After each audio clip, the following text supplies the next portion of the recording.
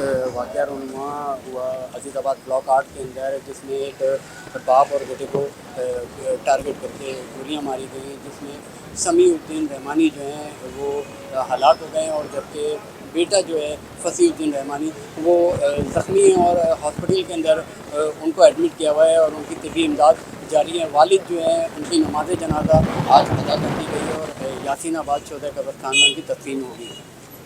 Azizabad block 8 में firing से हलाक व जख्मी होने का मामला। मकतूल समीउद्दीन रहमानी बैंक से रिटायर्ड थे। मकतूल का बेटा फसीउद्दीन बैंक में मुलाजिम है, जबकि 6 से 7 मुल्जिमान अकबी दीवार कूद कर घर में दाखिल हुए। मुल्जिमान ने बाप बेटे को देखते ही फायरिंग की और फरार हो गए। जाए वक़्वा से 9mm के पिस्तौल के खोल 6 बरामद कर लिए गए। क्राइम सीन यूनिट ने मौके पर पहुंचकर शवाहिद इकट्ठे किए।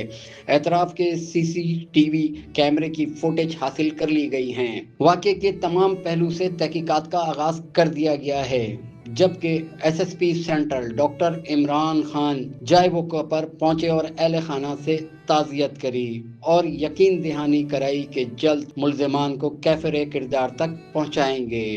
जी, मैं अजीज़ाबाद यासीनाबाद शोधा कब्रिस्तान पर मौजूद हूँ। समीउद्दीन रहमानी साहब जो है उनकी नमाज़ जनाज़ा अदा कर दी गई है और ये शोधा कब्रिस्तान में उनकी तदफीन की जाएगी।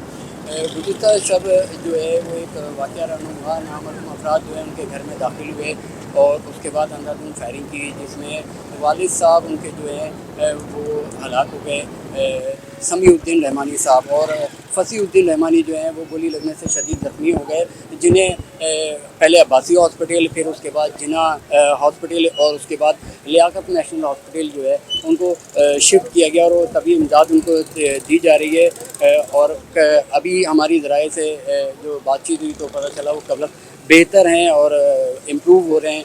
इंटेलिजेंस जो है वो और पुलिस ये तमाम शवाहिद इकट्ठे करने में लगी है।